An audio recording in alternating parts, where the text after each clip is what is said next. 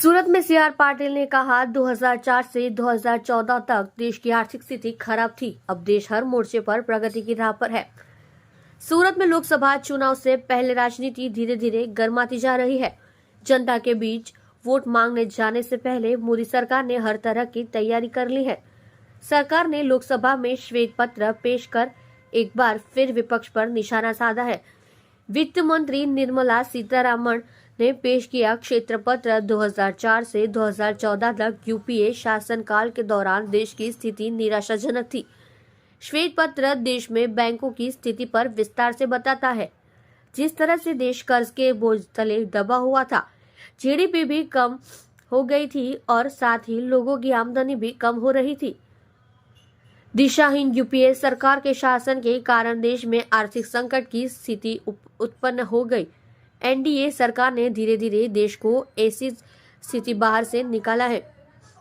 देश के सर्वांगीण विकास के लिए किया गया काम। प्रदेश अध्यक्ष सीआर पाटिल ने कहा कि जब से मोदी सरकार सत्ता में आई है, यूपीए सरकार ने बहुत ही कड़े फैसले लेकर देश की स्थिति को संभाला और देश में एक नई उम्मीद जगी।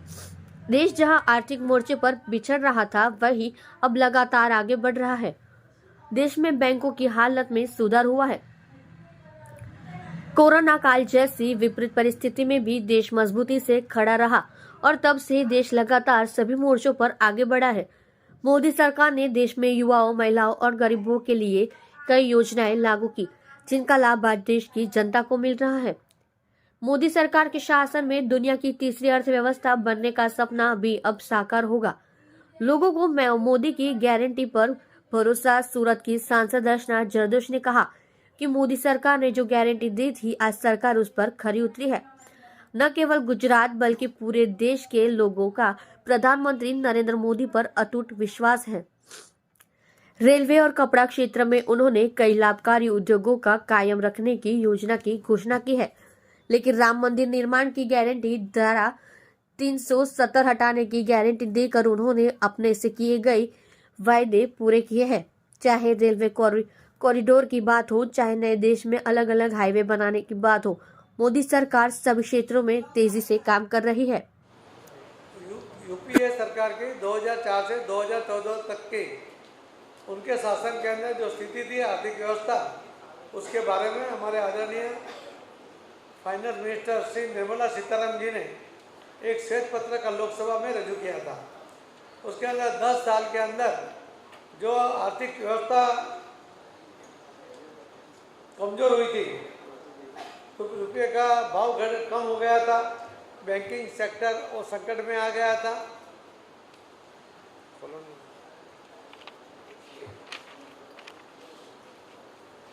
विदेशी मुद्रा का भंडार वो कम हो गया था। बहुत बड़ा लोन और लिया गया था यूपीए सरकार में। राजस्व का खोटा दुरुपयोग हुआ था। श्वेत पत्र अनुसार यूपीए सरकार के आर्थिक गतिविधियों की सुविधाजन्य बनाने में वो निष्फल रही थी और उसकी जगह पर यूपीए सरकार ने मुश्किलें पैदा कर दी थी। जो अर्थव्यवस्था शांत होने लगी थी, उसको वाजपेयी जी के नेतृत्व की जो एनडीए सरकार थी, उन्होंने जो डेवलपमेंट किया था, उसका विलंबित प्रभाव और अनुकूल वैश्विक परिस्थिति का भी उनको लाभ मिलने के बावजूद इतनी खराब स्थिति हुई थी। उच्च राजकीय नुकसान, बड़े खाता का 5 वर्षों में 2 अंकों की महंगाई, ऐसी स्थिति यहाँ पर सृजन हुई थी। भारतीय जनमानस के ऊपर उसकी बहुत बड़ी नेगेटिव इफेक्ट हुई थी। उनके पॉकेट के ऊपर उसके वजह से नुकसान भी हुआ था। कांग्रेस सरकार में जो हाईवे बनाने की स्थिति थी, वो रोज की सिर्फ 12 किलोमीटर बन रही थी।